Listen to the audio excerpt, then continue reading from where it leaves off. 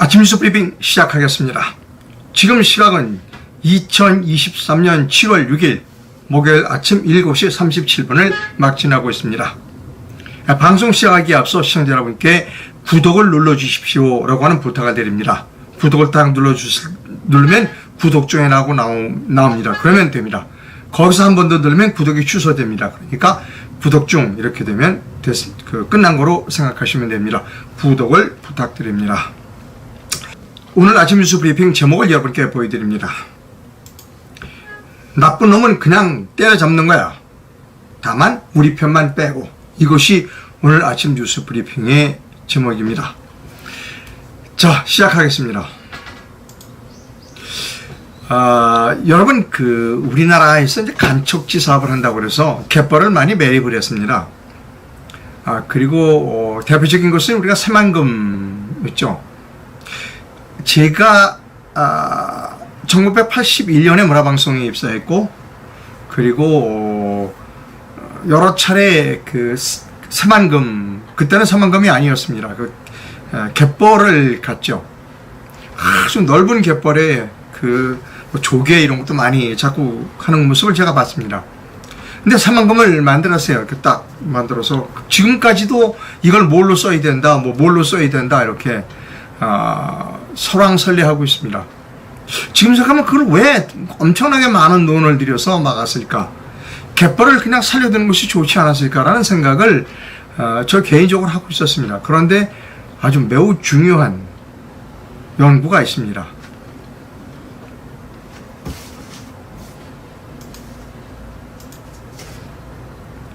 그 갯벌이 탄소를 잡는데 엄청나게 큰 역할을 한다는 겁니다.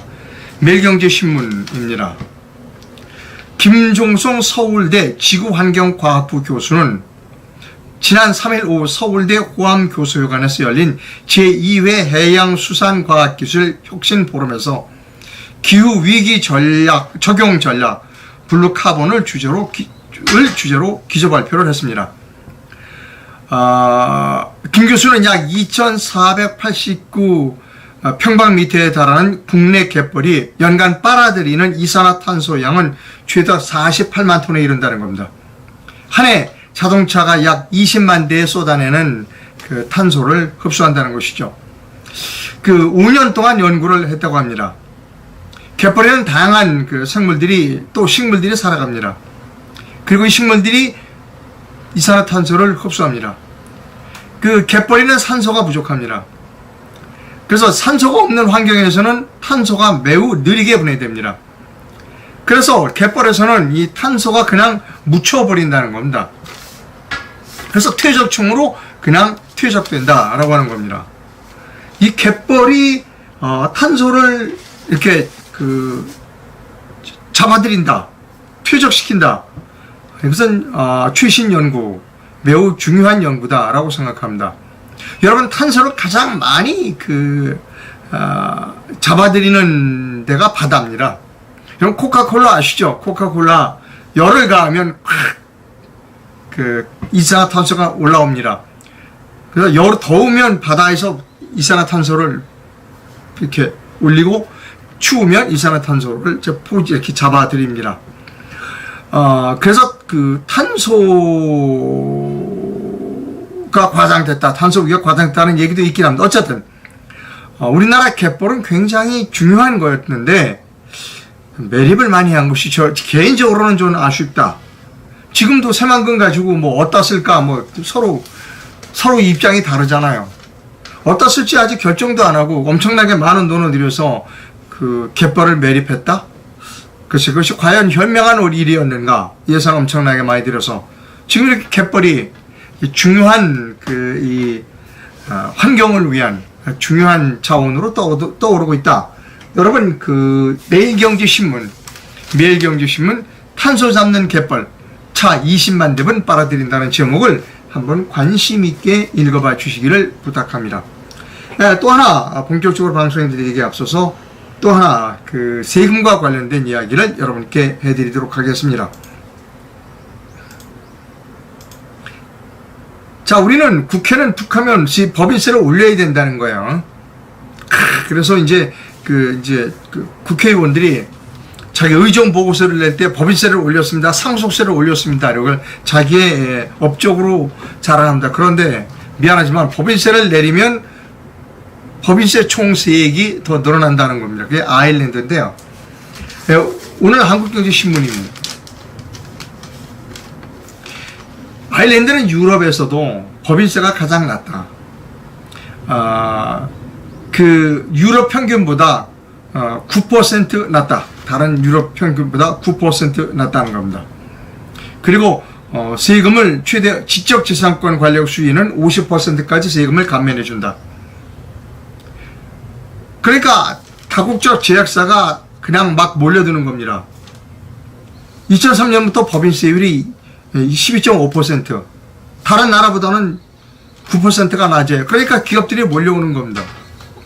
뭐 그 제약사, 그다음에 R&D 하는 그 연구소, 그다음에 인텔 그 아일랜드로 그 구글 글로벌 정보기술 IT 기업도 아일랜드로 몰려들고 있습니다. 구글, 애플, 인텔, 메타 등 글로벌 IT 기업들이 유럽 본부를 아일랜드에 만들고 있다는 겁니다. 아일랜드 투자청에 따르면 아일랜드에 진출한 글로벌 기업 수는 1,700개에 달합니다. 그러니까 어떻게 돼요? 이거 보세요. 기업들이 많이 들어오니까 법인세가 많아질 거 아니에요. 기업 전체 세수에서 법인세가 차지하는 명이 점점점 늘어들고 있습니다. 왜? 법인세를 낮추니까 기업들이 많이 들어와. 그러니 어떻게 된다? 나라가 발전할 수밖에 없죠. 아일랜드의 경제 성장률은 지난해 12.2%로 추산됐다. 유로존 20개국은 3.5%인데 아일랜드는 12.2%로 전망된다. 그러니까 우리나라 국회의원들이 얼마나 멍청한 일을 하는가를 이걸 보면 알아야 되는 거예요. 사람이 숫자를 보면 좀 배워야 되는데 무조건 우리나라 국회의원 중엔 자기 의정 보고서에 보면 이제 내년 4월 10일 총선 때 보면 의정 보고서 같은 거 많이 나올 겁니다. 난 상속세, 부자들로부터 세금을 뜯어내기 위해서 상속세를 높였습니다. 법인세를 높였습니다. 그 사람들은 다 나라를 망치는 일을 한 사람들이다 라고 하는 겁니다. 세금은 낮을수록 국가는 잘 됩니다. 이 세상에서 가장 큰 모럴 해저드가 세금입니다. 세금을 많이 거두면 막 엄청 쓰게 되어 있습니다. 그러니까 내 돈이면 안 할 일을, 내 돈이면 그런 바보 같은 일을 안 할 일을 국가가 세금을 걸어서 많이 하는 겁니다. 세금이 가장 큰 모럴 해저드다. 세금은 낮을수록 좋다라고 하는 것이 제 견해입니다. 자, 이제 오늘 제목을 다시 한번 보여드리고 가도록 하겠습니다. 그 전에 우리나라에서 가장 심각한 그 카르텔은 사법 카르텔입니다. 사법 카르텔은 결국은 돈 때문에 생기는 겁니다. 이 사법 카르텔의 가장 큰 폐악 중에 하나는 뭐냐면 대법원에 올라오는 모든 사건에 형사를 제외한 나머지 것들은 읽어보지도 않고 대법관이 읽어보지도 않고 80%를 쓰레기통으로 버린다는 겁니다. 이걸 심리불속행위라고 합니다. 이 제도부터 뜯어고쳐야 우리나라의 사법 카르텔을 뜯어고칠 수 있습니다. 이제 시민들에 의한 뜻 있는 변호사에 의한 사법개혁이 시작되고 있습니다. 사법제도 개선을 위한 세미나가 다음 주 목요일 날 2시 서울지방변호사회관 1층 세미나실에서 열립니다. 주제 발표는 문영식 변호사가 합니다. 이 주제 발표 내용을 제가 간략하게 소개해 드리도록 하겠습니다.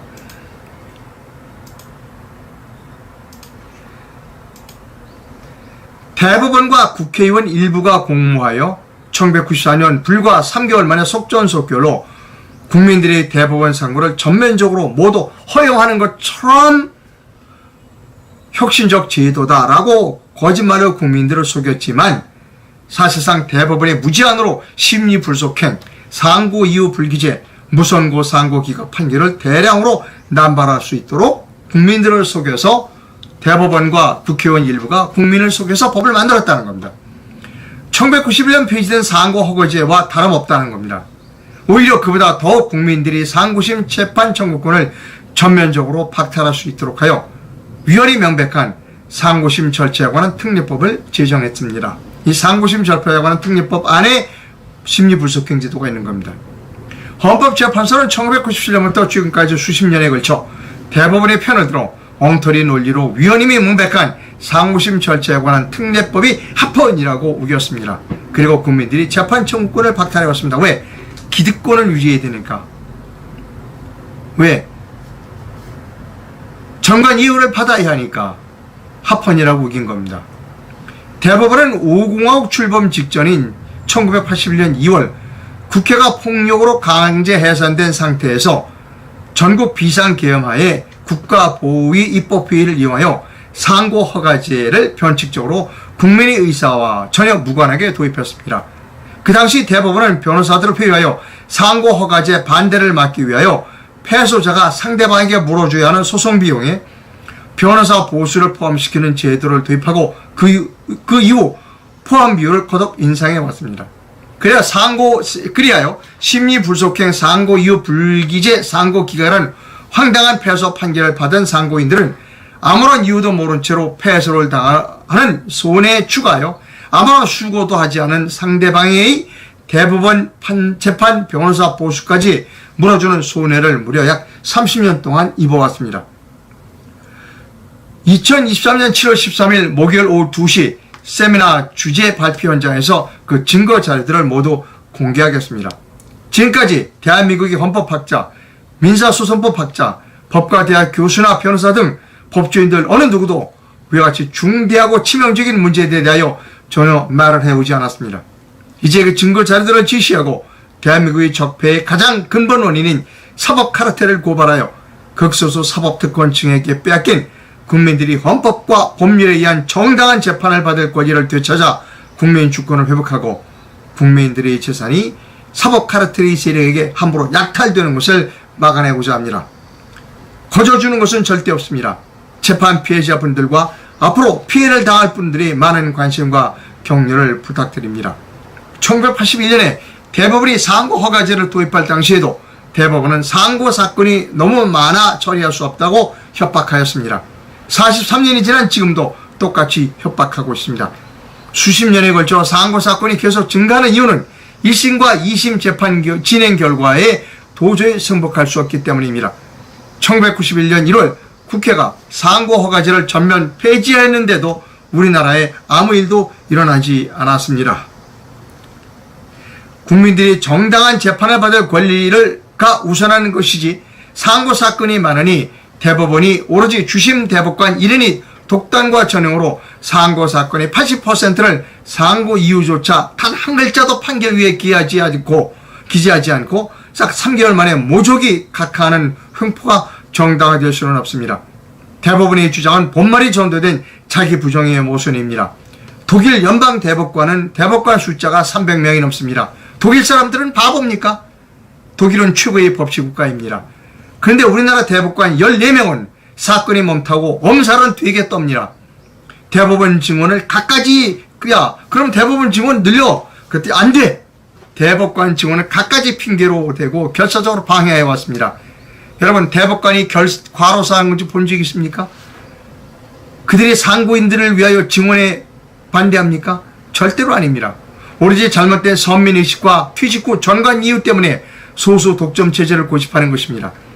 대법원 퇴임 후 상당수가 염치 없이 대형 로펌에 취업해서 과연 하는 일이 무엇일까요? 심지어 전직 대법원장들이 대형 로펌의 고문으로 취업하는 이유가 무엇일까요? 이런 모렴치 상태가 공정성을 심각하게 의심받는 오늘날의 사법을 알맞는 중요한 원인임을 부정할 수 없습니다. 상고인은 진실을 원하며 1심의 2배의 인지대금을 대법원에 싼납하고도 변호사를 인도로서야만 고통을 겪고 있는데도 많은 사람들이 대법원의 사건 타령에 넘어가 상고인들이 마치 이유 없이 상고한 것처럼 말합니다. 상고인들이 미쳤습니까? 식당에 전액 선불을 하여 주문을 음식하였는데 그 주인이 음식을 주지 않고 돈도 돌려주지 아니하고 막무가내로 내쫓아도 됩니까? 그게 아니라면 대법관들은 무슨 이유로 그런 못된 짓을 30년 동안 계속해도 되나요? 변호사들 자신이 직접 당사자가 되었다가 그 꼴을 당해도 자 대법원에 사건이 많으니까 괜찮아요 라고 의뢰인들에게 말할 것인가요? 이거는 지금 갓 로스쿨을 졸업하는 젊은 청년 변호사들에게도 매우 도움이 되는 그런 변화입니다. 혁명입니다. 여러분, 목요일, 다음 주 목요일 오후 2시 서울지방변호사회관으로 오시기 바랍니다. 서초역 8번 출구 50m에 있습니다.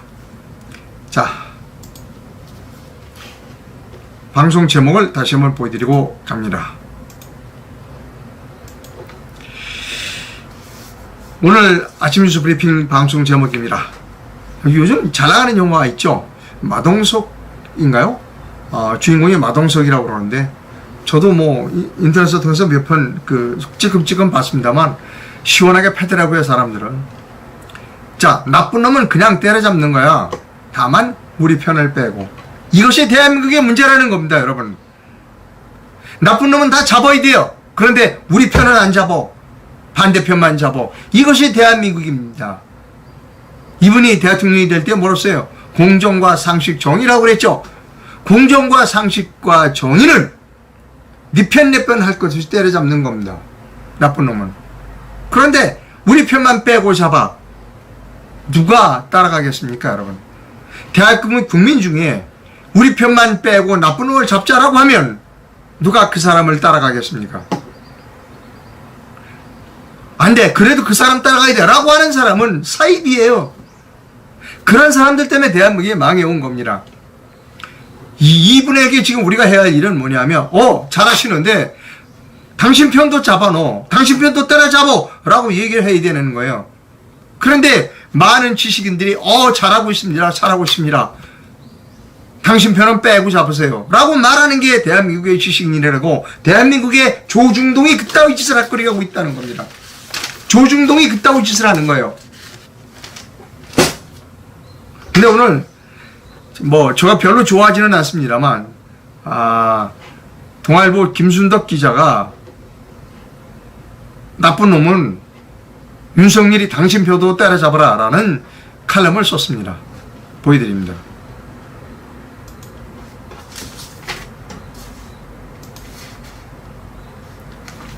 나쁜 놈은 그냥 잡는 거야.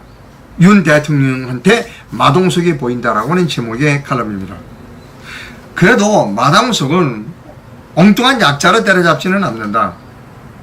근데 윤 대통령은 엉뚱한 약자를 때려잡는다. 자, 학원 카르텔에서 지금 누구를 때려잡아야 되느냐 하면 학원 강사를 때려잡아야 되는 게 아니다. 누구를 때려잡아야 되느냐? 예산 많이 줘가지고 학교를 살린다고, 공교육을 살린다고 예산 많이 줘서 학교 사는데 월급을 줬는데 학교 선생님들이 뭐라고 그러냐? 안 가르친다. 야, 학원에서 다 배웠지, 너희들? 이렇게 하고 끝난다는 거예요. 그럼 누구를 때려잡아야 되느냐? 학교 선생님들을 때려잡아야 된다는 거예요. 여러분, 논리적이지 않은 김순덕 씨, 이 부분은 마음에 들어요. 별로 김순덕 씨를 좋아하진 않지만, 이 부분은 마음에 들어요. 지금 윤석열 대통령은 엉뚱한 사람, 약들 때려잡는다는 거예요. 진짜 때려잡아야 할 사람들은 학원 선생이 아니라, 야, 국가가 돈을 많이 줘 세금으로 월급까지 주고, 그럼 학교 선생님들이 일을 안 해. 야,